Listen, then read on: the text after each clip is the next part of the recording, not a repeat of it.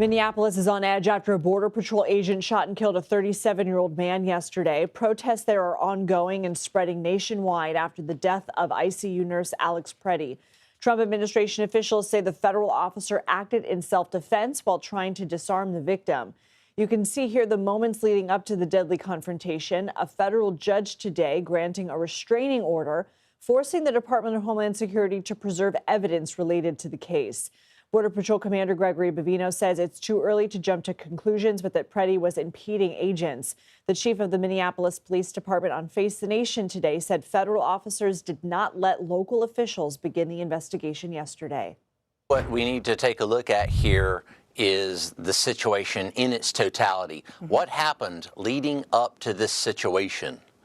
The suspect decided to inject himself into a law enforcement action. What's not being said here is the fact that Border Patrol agents and law enforcement were conducting a targeted law enforcement effort against a violent, illegal alien. Unfortunately, we don't have any official information from federal law enforcement about what has happened. Even when our officers initially responded to the scene, our watch commander was not given even the most basic information that is typical in a law enforcement involved shooting, just to ensure that there is potentially no other victims. Since then, the Minnesota Bureau of Criminal Apprehension responded to the scene at my request. They were blocked from the scene yesterday, but they have since returned to the scene and are now canvassing for additional witnesses and evidence that may be there. CBS News correspondent Cristian Benavides has the latest out of Minneapolis, and we want to warn you some of the video you're about to see may be disturbing. Cell phone videos captured the moments leading up to the shooting death of 37-year-old U.S. citizen Alex Pretti after an encounter between protesters and federal officers. A Border Patrol agent pushes a woman who is a protester. Pretti gets in between the woman and the agent, who then appears to deploy pepper spray.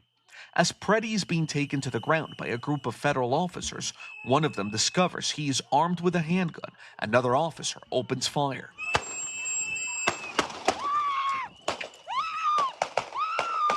The officers attempted to disarm this individual, but the armed suspect reacted violently.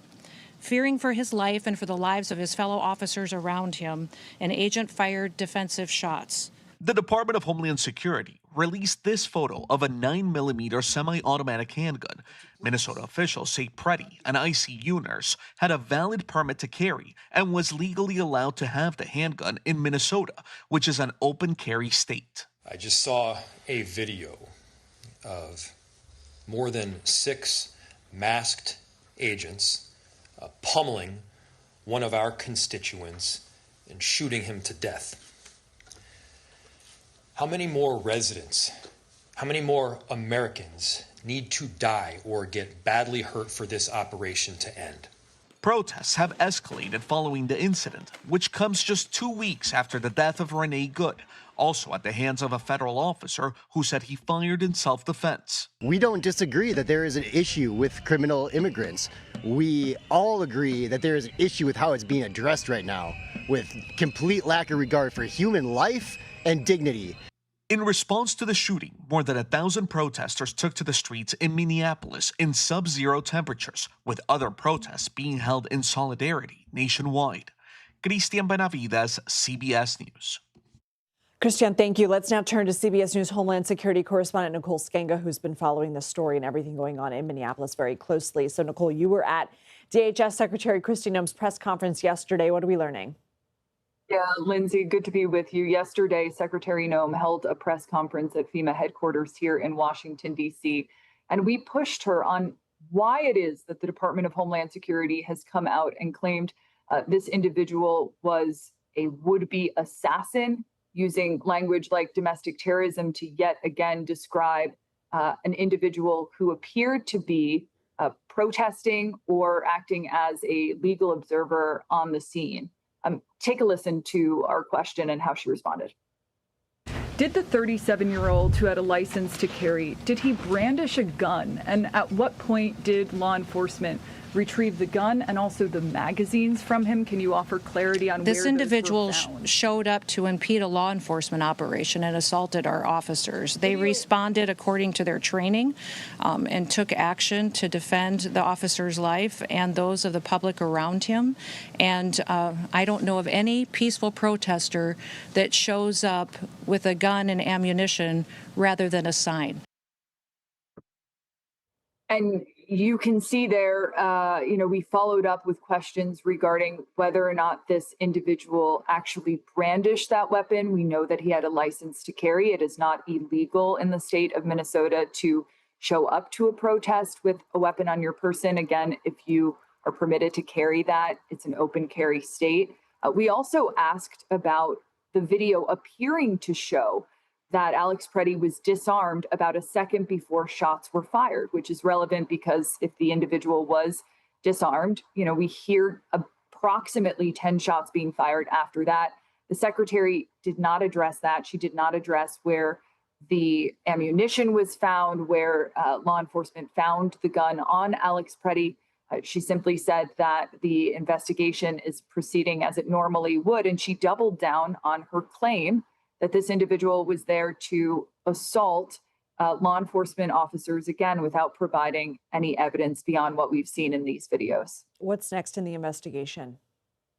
Well, right now, we're still trying to determine exactly who is leading this investigation, Lindsay. We are told that it is the Department of Homeland Security with the assistance of the FBI, who is processing at least one of the weapons that was taken from the scene.